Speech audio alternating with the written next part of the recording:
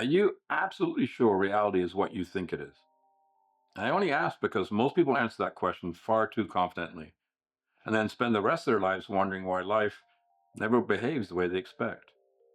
If you've ever felt like something's off, like there's a pattern running behind everything, you're not imagining it. You're brushing up against the architecture itself. And today, I want to show you something that might shift the way you move through the world forever. Not through hype, not through fear, just through pattern recognition. I've been working with fractals and coherence for over 20 years. I've watched reality bend in small ways when my frequency shifted, and I've seen people disappear from my perception simply because we were no longer vibrating at the same level. So in this video, I'm going to open a door, and it's not a red pill or a blue pill. It's more like, here's the hinge, here's how it moves, here's what happens when you start noticing the pattern beneath the world. If that stirs something in you, settle in, because we're going to start right where the universe stopped even trying to hide the evidence, in the patterns you can actually see. And the simplest place to begin is the moments that tug at you, the ones that feel too intentional to be coincidences. So what if the universe isn't passive? Let's start with something simple. You've noticed patterns. Everybody has. It's a synchronicity that feels a little too specific, timing that borders on suspicious, moments where life feels orchestrated just enough to make you tilt your head and say, okay, who's really driving this? But here's the wild thought. What if the pattern is aware of you? And I don't mean in a paranoid way or in a creepy being watched way, more like a mirror that reflects in real time. In physics, this isn't even controversial. The observer effect has been telling us forever that reality responds to awareness. Light changes behavior the moment you look at it. Not metaphorically, but literally. So the question becomes, if light responds to consciousness, and we're made of light, what exactly are we?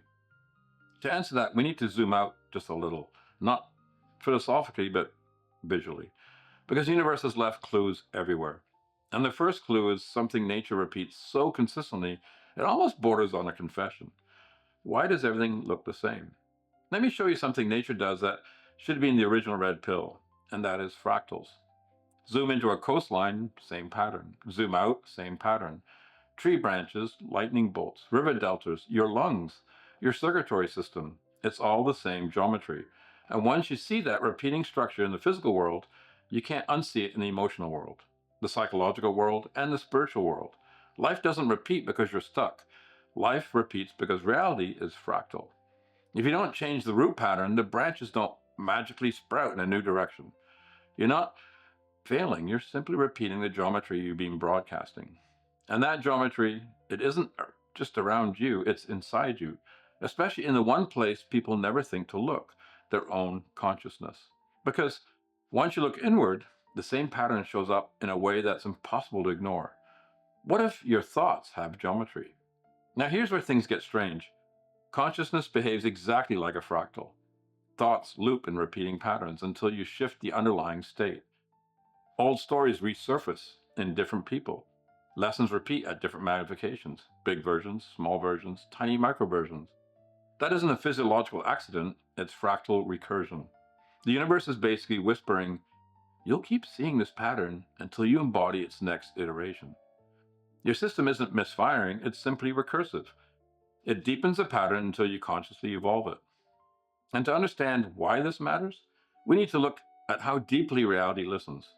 Because the next piece takes the conversation from strange to scientifically unavoidable. This is where physics stops being theoretical and starts feeling personal. What if reality only collapses when we look at it? This is the part that drives physicists crazy. A single photon, just one, behaves like a cloud of potential until somebody observes it. And the moment consciousness looks at it, it collapses into one real thing. Meaning, reality shows its face when you show yours. This is the foundation of quantum mechanics. So let's ask the thing everybody's avoiding. If reality responds to consciousness, and consciousness behaves like a fractal, what kind of universe are we actually living in? Because that's not a simulation, it's something far more interesting. And speaking of simulations, let's go there for a second, because this is where popular narrative falls apart in a very elegant way. People love the simulation theory, but it's missing the very thing that makes your lived experience meaningful. The simulation argument is too simplistic. People love simulation theory. It's clean, mechanical. It explains synchronicities by calling them glitches. And honestly, it's a fun theory. But it misses something essential. Simulations are linear.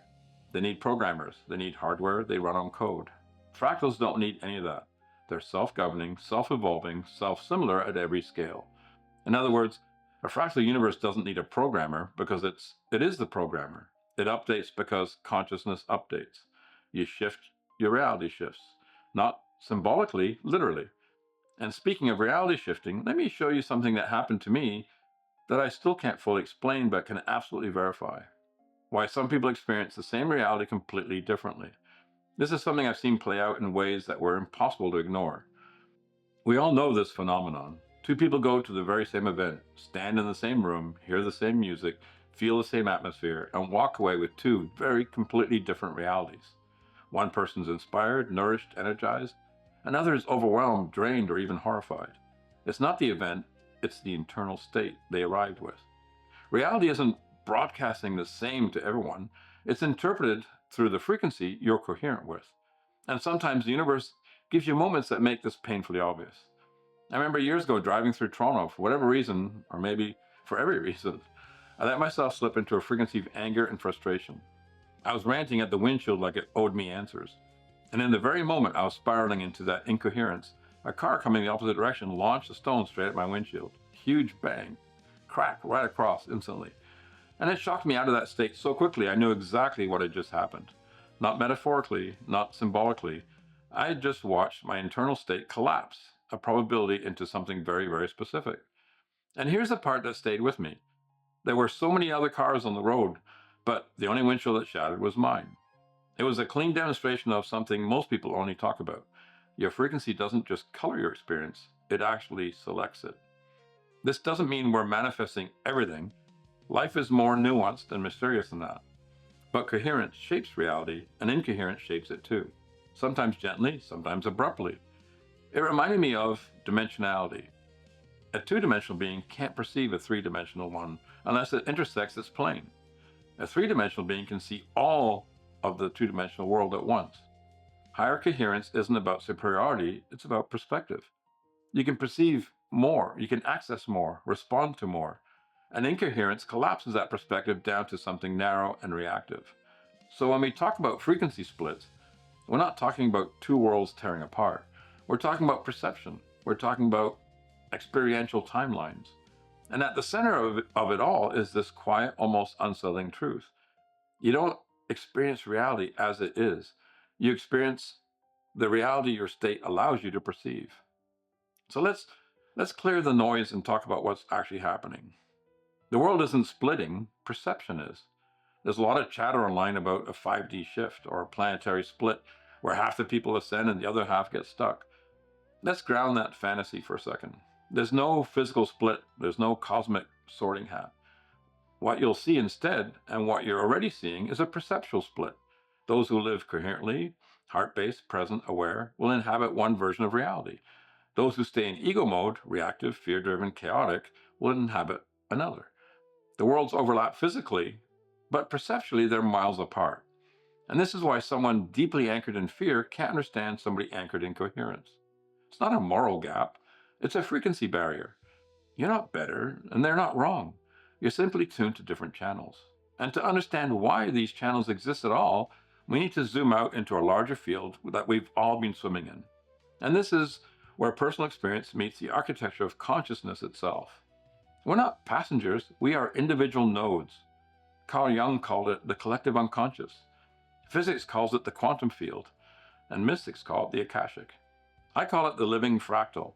Regardless of the name, the principle is the same. We share a field, we share the pattern, we share the memory. Your thoughts aren't isolated events. They ripple, they inform the larger geometry. And that geometry informs you right back.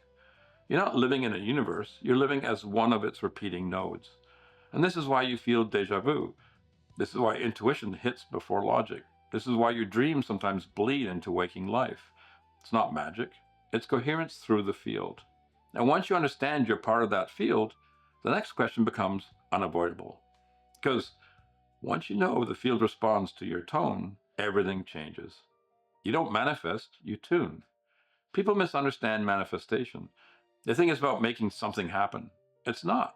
It's about tuning your frequency so you intersect with a version of reality where that outcome already exists.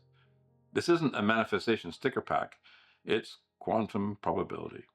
The field doesn't respond to what you want, it responds to what you are coherent with. You want peace? Become peace. You want clarity? Stop broadcasting static. You want alignment? Tune your signal. You don't force reality, you select it through coherence. Which leads us to the only conclusion that makes any sense at all. Changing your frequency changes your universe. Here's the simplest truth in the most honest language I can give you. Reality isn't something happening to you, it's something happening through you because of you as you. You don't need to fight the simulation.